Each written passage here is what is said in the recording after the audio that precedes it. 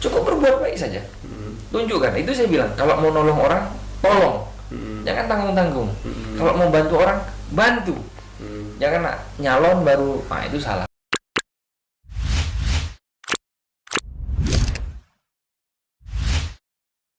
Assalamualaikum warahmatullahi wabarakatuh. Alhamdulillahirrabbilalamin. Hari ini kita kembali bertemu dengan Ruang Silaturahmi atau podcast Ruang Silaturahmi Pondok Pesantren As'ad. Kalau di beberapa ranah nasional atau ranah publik, beberapa alumni pesantren itu di kalangan umum beranggapan bahwa santri itu ya jadi guru, santri itu ya jadi kiai atau jadi imam. Pondok Pesantren As'ad dari awal pendirian itu sebenarnya capaiannya itu tidak mengkotak-kotakkan alumni. Hari ini kita alhamdulillah kedatangan satu di antara banyak alumni yang telah berkiprah di masyarakat. Kita langsung hadirkan dan bertemu dengan beliau, Sukron Zazila, dengan sekarang menjadi kades termuda di Provinsi Jambi. Assalamualaikum Bang Sukron. Waalaikumsalam. Apa kabar dulu nih? Alhamdulillah sehat, baik. Sehat ya. Ini kita dapat membaca nih Bang Sukron dari media sosial, dari berita-berita, berita lokal, berita cetak juga ada, bahwa sempat di beberapa bulan yang lalu media itu heboh karena ada kades termuda di Jambi. Wah, ini antum ini alumni As'ad tahun berapa? Saya sebenarnya gini Bang, kalau kades muda itu mungkin bukan hal pertama mungkin, tapi kelihatan saja karena memang zaman digital hari ini, mungkin hari ini di up oleh media supaya ya itulah namanya perkembangan, bahwa anak-anak muda hari ini kelihatannya bahwa senang dia turun untuk ke dalam segi pemerintahan. Mungkin salah satu bagiannya saya alhamdulillah kemarin memang termuda 26 tahun di Provinsi Jambi. Kalau alumni seingat saya itu saya 2013. Angkatan 2013. Iya, kita di tingkat level tokoh publik kita punya Pak HBA yang pejabat publik kan. Kalau tokoh masyarakat saya kira banyak alumni As'ad. Tapi memang di tokoh yang aktif di pemerintahan, pejabat-pejabat publik, meskipun kategorinya juga banyak, tapi saya pikir presentasinya masih jauh dengan yang menjadi tokoh masyarakat, kiai. Ini tentu jadi motivasi buat adik-adik ini, Bang Sukron. Jadi sebenarnya mengapa harus menjadi pejabat publik, kades dan lain-lain itu? Saya itu waktu masuk pondok pesantren, sebenarnya jadi kepala desa, pejabat publik itu kan bukan hal biasa bagi seorang santri. Karena jadi seorang santri kan kita sudah diajarkan sebenarnya. Mulai saya ingat dari mulai MTS waktu itu kita sudah senang organisasi, OSIS, Alia, OSIS juga. Waktu itu kan OSIS waktu itu. Saya nyalon waktu itu kan. Senang, kita sudah senang.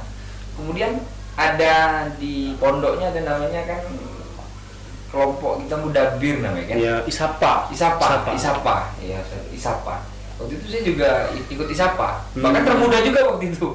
Pengurus ISAPA termuda waktu itu. Waktu itu saya masih kelas 2 MTS, waktu itu sudah jadi pengurus ISAPA. Oh, kelas 2 MTS sudah jadi pengurus ISAPA. Nakal. Ingat saya waktu itu.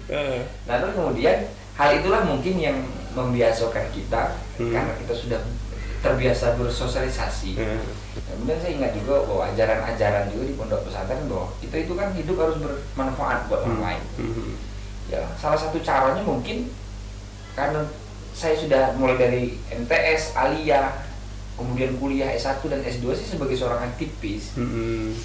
Jiwa itu kan kita nggak bisa ikut membenahi, ikut membenarkan atau ikut membantu dalam pemerintahan, dalam masyarakat kalau kita tidak gabung dalam sistemnya.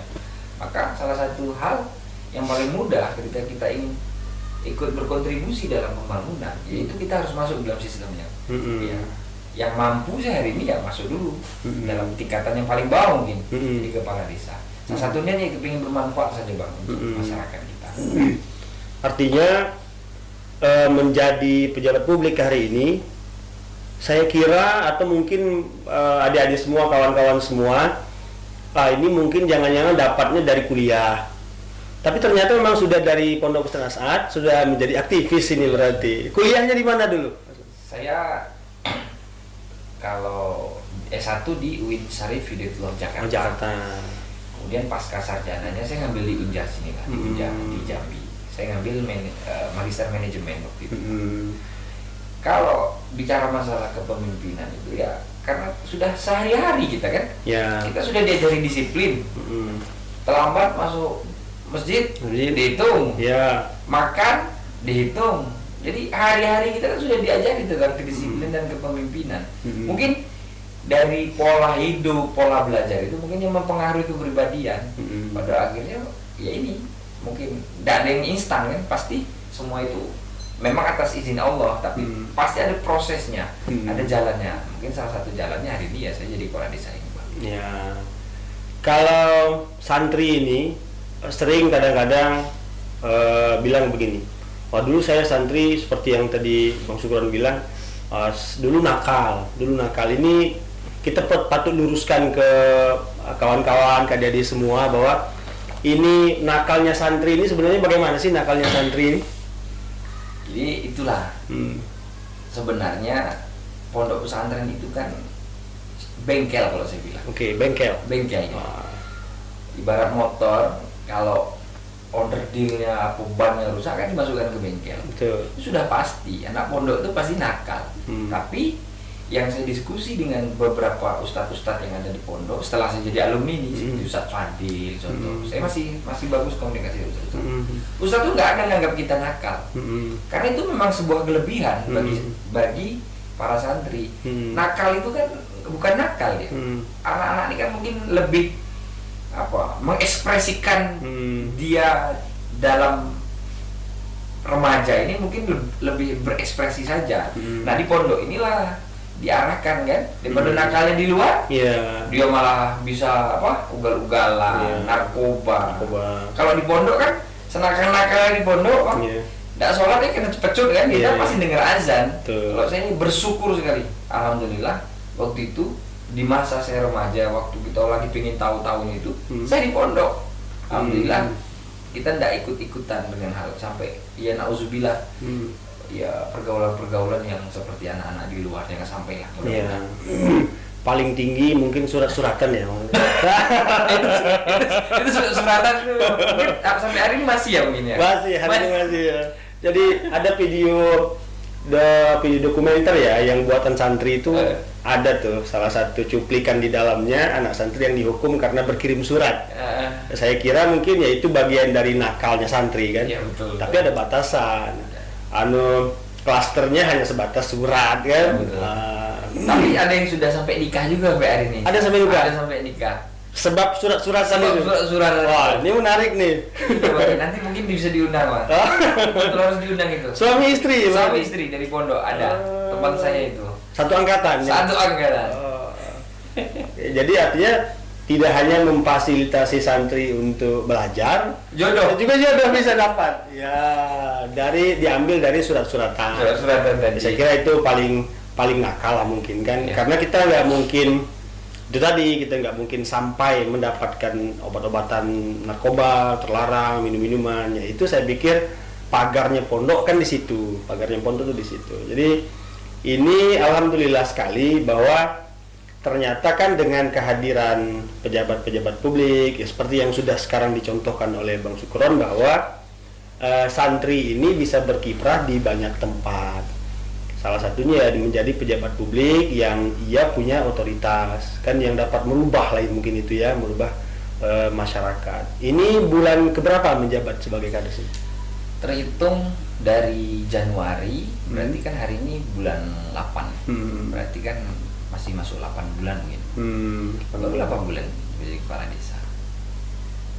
Ada terpikir waktu santri, kemudian nanti tamat menjadi santri atau tamat menjadi kuliah ingin berkiprah menjadi masyarakat di pejabat publik atau pernah ingin menjadi guru ini sebelumnya?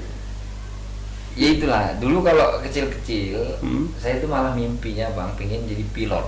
Oh jadi pilot? Jadi pilot, Oke. kan jadi dokter. Ya kita kan kadang-kadang punya rencana, tapi kan memang Allah itu sepertinya memang tidak memberikan apa yang kita mau, tapi apa yang dibutuhkan orang lain mungkin. Allah tidak memberi apa yang kita mau. Iya, tapi yang dibutuhkan oleh kita. Yang dibutuhkan. Jadi pilot, ya hari ini saya anggap jadi pilot lah sudah. Karena saya memimpin hampir 3.000 jiwa. Betul, mengarahkan pesawat. Ya, mengarahkan pesawat. Iya. Maka kalau lihat media saya kemarin, saya nerbangkan itu balon di udara itu. Salah satu gambarnya bahwa saya pilot kan. Kemudian saya dulu pingin jadi dokter, Pak. Orang tua saya itu dulu tamat, saya itu 2000 apa saya lupa, masuk ke dokteran enggak lulus. Pernah ikut tes dulu? Pernah tes. Ya bahasa mohon maaf ya, mungkin bisa di omongan saya kan bisa di apa? Iya. Tuh gitu kan. Saya nggak punya waktu itu, nggak punya untuk orang tua saya nggak, duitnya nggak ada. Sedih saya, Bang. Dimasukkan saya di Fakultas Ilmu Dakwah dan Ilmu Komunikasi di Universitas Jakarta. Saya berpikir setelah saya selesai, rupanya jadi dokter itu tidak perlu harus ngobatin fisik. Nah, hari ini tuh Allah itu mengabulkan cita-cita saya sebenarnya. Saya ini jadi penyembuh bagi masyarakat yang mengadu kesulitan dengan pemerintah desa. Ketika ada masyarakat yang kesulitan, tidak ada biaya, saya urus kisnya. Sebenarnya sama. Untuk berobat ke dokter. Ya sama saja. Ya. Atau yang anak nggak ada sekolah, kita kasih beasiswa. Sebenarnya itu obat kan. Karena itu yang diajarkan, bermanfaat untuk manusia lain. Dan itulah memang kuasa Allah tadi. Itu kadang-kadang memvonis bagaimana ketentuan Tuhan di awal, padahal sebenarnya yang diberikan Allah kepada kita itu baik sebenarnya untuk kita. Dan ini sudah saya jalani. Ya. Alhamdulillah. Ini kalau kades alumni pesantren itu ya begini gitu. Jadi alhamdulillah memang kalau cita-cita pendiri pondok itu berdakwah dengan jalur mana saja kan. Jadi artinya pejabat publik atau tokoh masyarakat atau apapun profesinya, muara akhirnya berdakwah sepertinya ini. Jadi mudah-mudahan jalan dakwah yang sekarang diberikan oleh Allah bisa untuk membawa pesawatnya ke tempat yang aman dan selamat, bisa membawa masyarakatnya untuk sembuh. Ini kalau terkait dengan membantu masyarakat, saya juga dapat informasi nih bahwa Bang Sukron ini memberi bantuan beasiswa untuk melanjutkan pendidikan di Pondok Pesantren As'ad. Ya, alhamdulillah. Ada itu maksud? Ada insya Allah. Ya, itu kan ada anak-anak kampung, anak-anak desa. Itu orang tuanya meninggal. Orang tua meninggal TKI di Malaysia. Pulang kan tinggal mayatnya saja. Yatim piatu ini, orang tuanya miskin, nggak ada anak. Katanya mau sekolah di mana? Mau sekolah di yang seperti Bang Sukron katanya. Wih, mahal berarti kan di As'ad ya gitu. Jadi ya memang betul, pendidikan itu kan jangan dilihat dari biayanya sebenarnya. Kalau dia bisa memberikan efek timbal balik yang baik, saya pikir ya nggak apa-apa. Akhirnya itulah saya diskusi sama orang tua saya sebenarnya. Orang tua saya juga mensupport ini. Akhirnya ya kita masukkan. Alhamdulillah ini sudah kelas 1 SMA. Kelas 1 aliyah. Kelas 1 aliyah dari MTS. Dari MTS alhamdulillah. Dan insya Allah kalau ada rezekinya memang sampai dia bisa dapat kerja, insya Allah tetap kita sekolahkan. Amin. Mudah-mudahan. Itu bagian dari menjadi pilot dan dokter berarti kan. Cita-cita yang memang Allah kabulkan. Ini kalau untuk motivasi kepada para adik-adik kan, kita juga ditonton oleh para adik-adik yang bukan hanya dari kalangan pesantren kan, jadi juga dari umum, sekolah-sekolah umum. Nah itu kira-kira nih motivasi apa yang bisa dipakai agar adik-adik yang bukan dari kalangan pesantren juga bisa menjadi pejabat atau tokoh yang tidak lepas dari pesan-pesan Islam. Itu bagaimana nih kira-kira? Jangan kita semasih mempunyai kesempatan dan waktu, jangan sampai putus di dalam pendidikan. Sebab pendidikan ini bisa memutus mata rantai kemiskinan dan kebodohan. Ya seperti kata-kata indah juga yang sering kita dengar, kalau kita ingin dapat dunia, hendaklah berilmu, pendidikan. Kalau kita ingin dapat akhirat, pendidikan. Kalau kita ingin dapat keduanya dengan pendidikan, maka itu kita sampaikan. Kalau memang dalam kondisi hari ini kita lagi sekolah, dimanapun tempatnya seriuslah belajar. Sebab waktu itu kan tidak bisa diulang. Waktu tidak bisa diulang. Ada kesempatan untuk bisa menjadi yang terbaik di hari ini, lakukan yang terbaik. Kalau setengah-setengah itu Tuhan biasanya ngasihnya setengah-setengah. Kalau yang lagi masih kuliah, contoh kawan-kawan, adik-adik, alumni yang mungkin lagi kuliah, ingat bahwa kuliah itu kan tergantung waktunya, Bang. Bisa 4 tahun, sekarang bisa 7 tahun, bisa 7 tahun. Bisa 7 tahun. Jadi kalau dalam waktu kuliah ini, ingat kalau cuma kuliah pulang, ya dapatnya ijazah, kertas itu. Tapi kalau kita pakai ilmu dari pondok ini, kita pintar silaturahmi, kenal dengan banyak orang, itu kan membuka ruang rezeki. Atau aktif di mana kayak, atau aktif di organisasi mana, atau aktif di OKM mana, monggo lanjutkan. Karena itulah nanti yang akan membawa jalan kita. Ya seperti saya ini, ya benar, orang masuk surga saja kita harus ada orang dalam kan. Kalau nggak dekat dengan Allah kemudian dengan para nabi, kita nggak bisa masuk. Betul. Apalagi kehidupan kita di dunia ini. Makanya lakukan yang terbaik sebisa kita melakukan yang terbaik. Kemudian bantu orang ketika memang bisa kita bantu. Jangan berpikir untuk berbuat kebaikan, karena Allah itu akan selalu membalas, baik itu di dunia maupun di akhirat. Karena itu yang sudah saya jalani di dunia ini. Ya. Ini buktinya pun sudah dirasakan ya, Mas Gron ya. Iya. Alhamdulillah. Ada kemungkinan ingin jadi bupati nggak ini? Jadi banyak ini yang nanya, memang banyak yang nanya. Bahkan beberapa pimpinan juga dari Jakarta itu banyak yang nanya, dari DPP. Saya itu sifat begini, bahwa saya akan selesaikan satu-satu dulu, Pak. Dari kepala desa ini mudah-mudahan saya bisa menggerakkan dulu bahwa anak-anak ini kan saya mau nyadarkan bahwa Subhanul Yaum Rijalul Ghad. Pemuda hari ini adalah pemimpinnya masa akan datang. Alhamdulillah dalam eskalasi politik pilkades ini, waktu itu saya pemuda di Batanghari. Kemarin Muara Jambi banyak rupanya yang ikut-ikut. Artinya kan membawa pesan baik. Artinya ke depan kita nggak khawatir lagi bahwa anak-anak muda hari ini yang akan menggantikan posisi yang tua-tua kan. Betul. Maka alhamdulillah saya akan belajar dulu. Saya akan benar-benar dulu ngurus desa ini. Kalau sudah rampung, sudah selesai, ya mungkin namanya sekolah kan pengen naik kelas. Kalau sudah kelas 1, kelas 2. Tapi kalau ini tidak rampung ya kita kan nggak boleh terlalu berhayal tinggi. Itu kan semua atas izin Allah. Kalau kami boleh menggali, boleh tahu apa agenda terbaik program unggulan Pak Sukron sekarang menjabat sebagai kepala desa? Desa Ladang Pris itu salah satu desa tertinggal waktu itu. Dalam 7 bulan ini Desa Ladang Pris menjadi sebuah desa maju di Provinsi Jambi.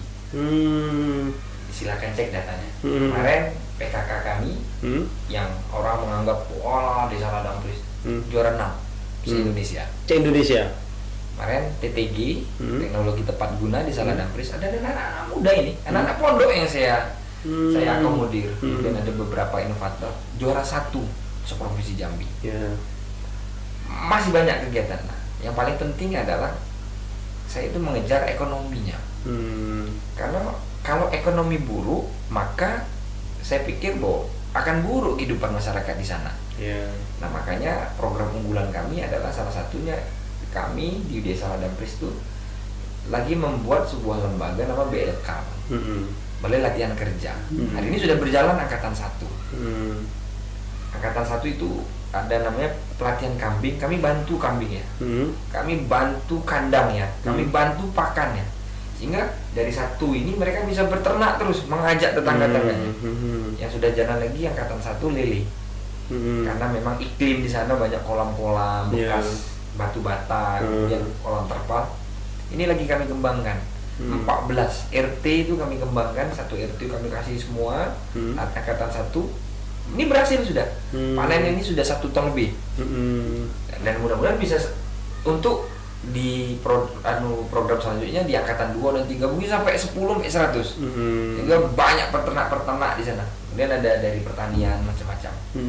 Dan itu ikhtiar kami bahwa menciptakan ruang-ruang kerja baru untuk masyarakat di Desa Ladampris yang notabene kan selain petani karet dan petani sawit.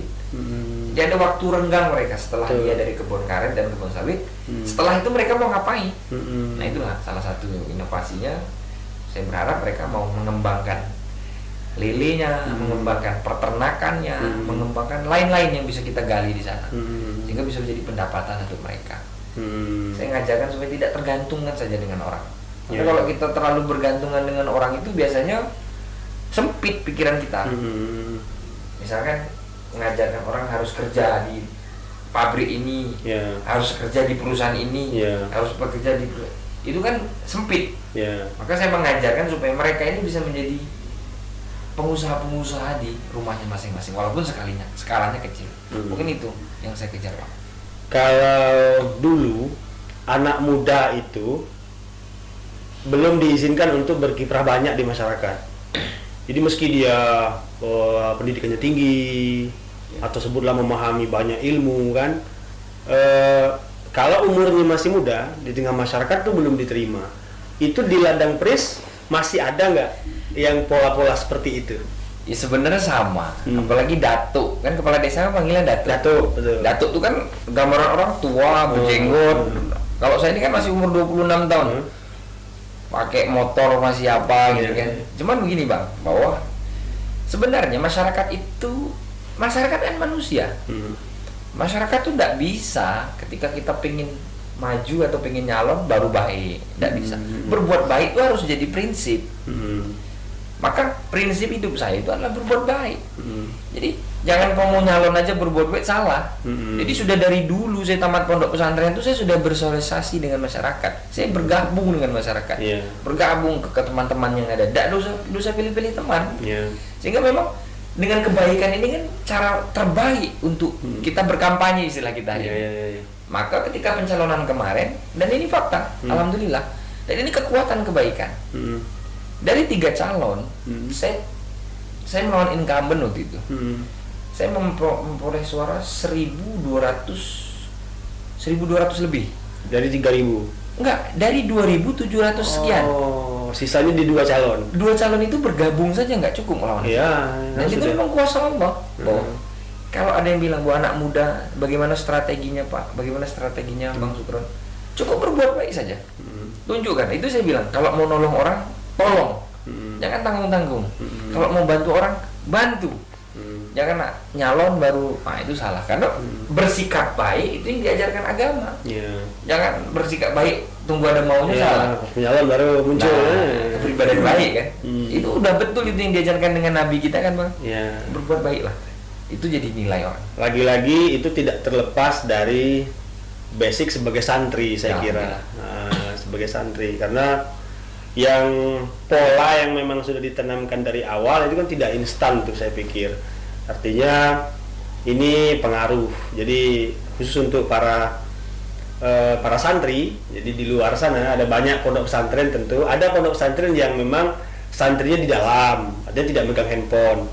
Ada juga santri yang bisa megang handphone kalau dia sudah pulang ke rumah. Artinya media sekarang kan bisa disaksikan oleh banyak. Jadi mudah-mudahan pesan yang disampaikan oleh Bang Sukron itu bisa disampaikan, bisa tersampaikan dan didengar oleh para masyarakat, utamanya mungkin kalangan muda dan juga kalangan, kalau mau disebut kalangan tua, juga mudah-mudahan bisa memahami bahwa anak muda yang berkiprah di mana saja itu tetap bisa dituakan. Jadi tidak mesti harus orang tua yang dituakan, tapi anak muda juga bisa dituakan.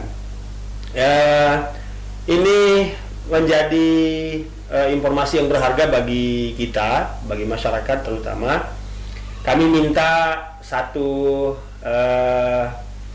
atau 3 kalimat dari Bang Sukron, setidaknya motivasi kepada para adik-adik dan tentu juga semacam pesan kepada para orang tua terutama bagaimana memberikan pendidikan kepada anak. Nah, juga bagaimana menanggapi kalau ada anak yang tidak betah menjadi santri. Biasanya kan orang tua kalau anaknya tidak betah menjadi santri, ya udahlah pindah sekolah. Udahlah jangan jadi santri lagi. Karena banyak respon dari anaknya, kami santri itu udah enak, makannya susah dan lain-lain. Ini mungkin kita minta semacam kalimat pamungkas dan sekaligus penutup dari Bang Sukron untuk pesan dan nasihat kepada santrinya dan kepada orang tua yang kalau santrinya tidak betah tinggal di asrama atau menjadi santri pondok pesantren. Sesuatu yang baik itu jarang enak. Oke. Sesuatu yang baik itu jarang enak. Tapi sesuatu yang buruk itu pasti enak. Oke. Maka saya dulu waktu masuk pondok itu dipaksa malah. Dipaksa pertama sekali. Dipaksa. Berarti tidak mau berarti? Saya tidak mau. Oke. Orang tua saya ninggalkan saya masih nganggap bahwa orang tua saya jahat. Dan itu saya hari ini juga berpikir demikian ketika punya anak, kasihan anak saya. Tapi ingat, dengan memanjakan anak terlalu berlebihan tanpa diiringi dengan ilmu pengetahuan dan dampingan agama, sebenarnya kita sedang menjerumuskan anak kita ke dalam kehancuran. Maka kalau ditanya bagaimana pola asuh dan asah anak, ya saya ikuti cara orang tua saya dulu. Saya berapa kali mau keluar dari pondok, saya berapa kali pingin tidak betah, 3 kali saya itu kan sama Pak Ustadz di sini. Saya hampir 3 kali mau pindah. Tapi orang tua masih mempertahankan kita. Maka keteguhan orang tua itu penting. Dan yang paling penting yaitu ketika kita pingin menyekolahkan anak kita, pingin mempunyai mimpi anak kita menjadi orang baik, ya kita sebagai orang tua juga jangan cuma bisa memerintah, tapi kita bisa memberikan contoh kepada anak kita. Tentu dengan memberi contoh ini anak kita kan jadi tersentuh. Lucu kalau kita nyuruh anak kita sholat, kita tidak sholat kan. Ya. Lucu kalau kita nyuruh anak kita, nak ayo rajin ngaji, orang tuanya malah tidak pernah megang Al-Quran. Karena itu yang saya alami waktu itu, Bang. Itu pesan saya bahwa selain itu juga untuk teman-teman alumni, mudah-mudahan teman-teman juga bisa menjadi yang terbaik di profesinya hari ini masing-masing. Ada yang menjadi guru yang baik, ada yang menjadi pengacara yang baik, ada pengusaha yang baik. Dan saya juga berharap bahwa seluruh alumni Pondok Pesantren Asad ini bisa mengisi di setiap sektor, di leading sektor. Jadi semua diisi lah. Karena santri itu nggak harus berpeci kan. Ya. Santri itu bisa juga kan pakai pakaian tentara, pakai baju pakaian brimob. Malah santri yang brimob malah lebih bagus mungkin. Ya. Maksudnya dia lebih teguh kan. Nah itu saya harapkan. Apalagi jadi kepala rumah tangga nih kan, ada adiknya mungkin yang lagi nonton. Kalau santri biasanya lebih disayang mertua nih. Ini harus digarisbawahi nih ya. Santri biasanya lebih disayang mertua. Jadi kebalikannya, kalau ingin disayang mertua, santri, maka jadi santri. Baik, terima kasih Bang Sukron. Ini Pondok Pesantren Asad itu ada beberapa program non formal di bawahnya. Ada Abdul Qadir Media Center yang bergerak di bidang informasi, publikasi, yang dakwahnya melalui media. Salah satunya ya podcast Ruang Silaturahmi. Dan ada juga namanya HKSI. HKSI itu Hasan Qadir Economy Center. Salah satu program dalam HKSI itu ada namanya produknya Malabisi. Malabisi itu menjual produk-produk seperti baju kurung untuk perempuan, ada juga jilbab, dan banyak aksesoris-aksesoris. Terutama hari ini memang Malabisi baru fokus kepada pakaian-pakaian untuk perempuan. Nah, ini salah satu produk yang ada di Malabisi. Ini pakaian, ini tapi ya itu tadi memang khusus untuk perempuan. Kita sudah tingkatnya nasional ini. Ini dikasih benar ya? Nah ini dikasih benar. Nah ini hadiah, tapi itu tadi hadiah untuk istri. Hadiah untuk istri Malabisi ini. Itu produknya Malabisi. Dan kemarin juga informasi, nanti bisa kita akan berkolaborasi dengan Bang Sukron di tingkat pemerintahannya bahwa Pondok Pesantren Asad itu kemarin menjadi tuan rumah yang di bawah naungan pondok pesantren yang di bawah naungan Bank Indonesia BI, ya. Tuan rumah untuk penyelenggara ekonomi pesantren. Ekonomi pesantren itu Hasan menjadi tuan rumah dan terpilih menjadi ketua. Jadi pondok pesantren pertama menjadi tuan rumah dan HKSI Hasan Qadir Economic Center menjadi ketua tuan rumah untuk ekonomi kreatif pesantren di bawah BI se-Sumatera. Sumatera. Jadi di sini ada oleh-oleh untuk Bang Sukron dari produk Malabisi Pondok Pesantren As'ad. Jadi mohon diterima produk Malabisinya. Terima kasih. Ini mungkin yang bisa kita sampaikan kepada para adik-adik semua, para penonton, dan jangan lupa bahwa saksikan terus atau ikuti terus YouTube As'ad TV yang di dalamnya akan menghadirkan para alumni Pondok Pesantren As'ad karena memang sesuai dengan namanya ruang silaturahmi, dan tentu juga kita tidak akan menghadirkan hanya alumni saja tapi juga tokoh-tokoh publik, masyarakat, para ustadz dan kiai yang akan datang ke sini. Dan terima kasih Bang Sukron sudah hadir, sudah bisa datang bersilaturahmi dengan kami semua. Mudah-mudahan amanah yang diberikan oleh masyarakat dapat dijalankan dengan baik dan terus berkarir sampai nanti bisa menjadi tokoh ataupun pejabat yang lebih luas untuk membantu masyarakat. Terima kasih. Kami sudahi dengan ucapan Assalamualaikum warahmatullahi wabarakatuh.